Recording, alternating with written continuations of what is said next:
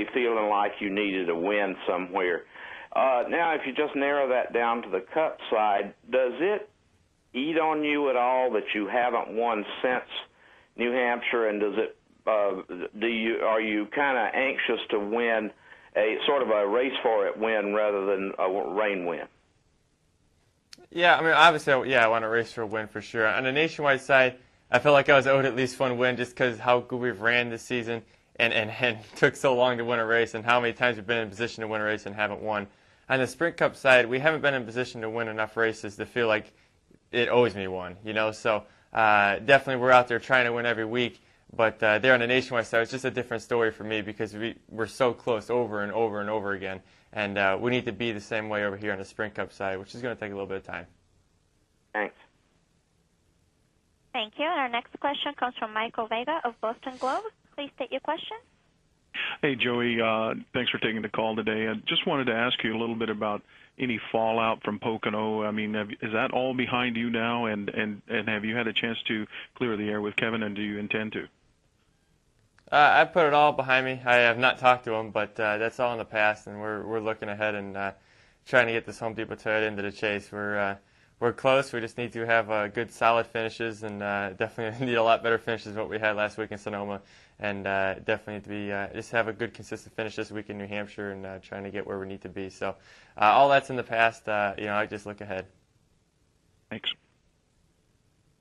Thank you. And our next question comes from Kerry Murphy of The Final Lap. Please state your question. Hey, Joey. Also, thanks for being on with us today. They were mentioning on the broadcast this past weekend that how impressive you looked at the road course, and not a lot of experience at that particular track. As you go to some of these tracks over and over again now, are you gaining more experience both on the road courses as well as on the ovals on the Cup side? Yeah, I mean, every place definitely brings in their own set of challenge. Last week in Sonoma, we just weren't good. I don't know what it was. We were better there last year, the first time I was there, to be honest with you.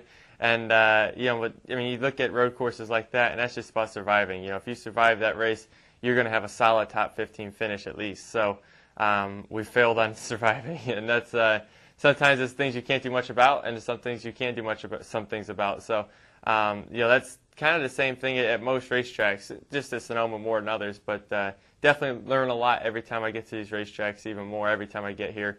And the biggest thing is I got a notebook now that I can look at when I go to these racetracks and say, this is what I fought last time, this is what I need to look for in practice, and try to help my crew chief, Greg Zipadelli, on getting our car the best we can. All right, thanks. Thank you. Our next question comes from Bob Parkhurst of SceneDaily.com. Please state your question. Yeah, Joey, as far as what happened near the end of the race last week, I mean, have you gotten a chance to talk to him on Twitter yet, and have you kind of gone through and tried to figure out what happened? No, actually, to be honest with you, I've been in L.A. I was doing a Destroy, Build, Destroy shoot yesterday. It's a Cartoon Network show. So me and Carl Edwards did that shoot. So I was out there all day yesterday. I got home at 6:30 this morning, took the red eye. So I haven't even got to see it on TV yet, to be honest with you. So I plan on this afternoon going and looking, just seeing what happens, see what we can do to fix it.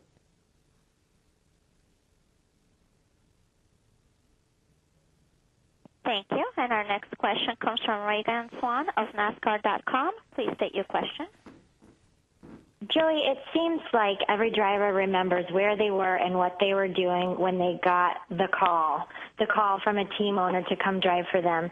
Can you recall, I think it was back in '07 or before then, when JD or Mr. Gibbs called you to come drive? What were you doing? What were the feelings?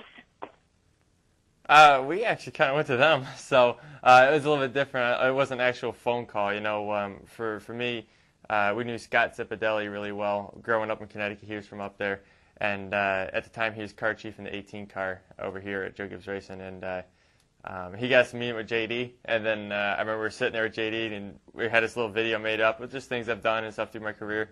And he's like, well, I got to get my filer. So here comes Joe Gibbs walking in, and I thought that was one of the coolest things. And 2 weeks later, 3 weeks later, maybe, had a contract done, signed, we're going racing, that was it. So it was cool to see how quick they just got it done, don't worry about it, and, get back to the racetrack. So that was fun. It's not fun to be in limbo and not knowing what you're going to do and all that. It's cool just to make a decision and focus on racing.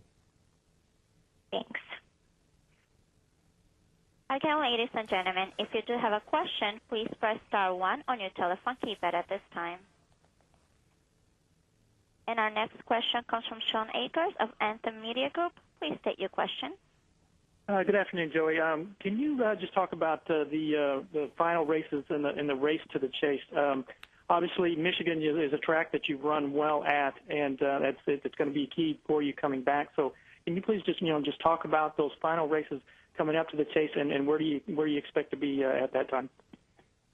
Yeah, Michigan should be a good track for us. So we got to get through these next few. Loudon is a tough racetrack for me. Yeah, I know we won there, but we haven't been the fast enough car there yet. So we have to get through there. Daytona is always a crapshoot. You never know what can happen there. So you got to get through these next 2 races and hopefully gain some points. I think we're 140-something points out of the chase right now, and we definitely need to have some good, consistent finishes. So if we make it through here, I think we got Michigan.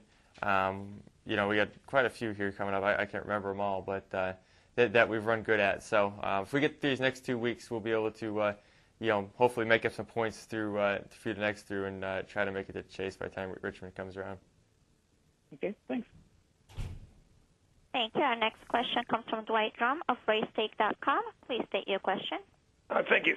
Joey, you probably expected big challenges once you got to the Cup level, but did you expect that your deeds and your comments would be spread so far and wide by all forms of media covering NASCAR racing? No. I mean, I think it's cool. These people are listening to me, so I guess that's good. But I mean, racing at this level brings on a whole bunch of challenges, whether it's on and off the racetrack, and you just got to learn and know how to deal with them. Thank you, Joey. Good luck this week. Thanks. Thank you. And our next question comes from Roger Cleveland of Waterbury Republican. Please state your question. Hi, Joey. You said that you've grown significantly in the last year as a racer. Could you just talk specifically about how you are better, what things you're doing better, or are you just more in tune with the team, the car, what you have to do out on the track? Everything you just said. Driving the car, because they're so different than anything else I've ever driven, that is something that's definitely come to me as we keep going here. Knowing what you want in the car at certain racetracks, that's something that you figure out, I think, as we keep going even more. Some places I really have that figured out. Some places, it's still a little bit unknown. So those are things that you still try to figure out. Working with your team, all that stuff. It all comes together. It's a bunch of little things, too. It's not one big thing. It's not like a light switch that goes on like, oh, my God, now I got it. It definitely takes a little bit of time and trying to figure it out. And it just takes a lot of hard work. You can't get down on yourself when you have a bad day. And, you got to keep your head up and working hard. So, you got to stay motivated. Thank you.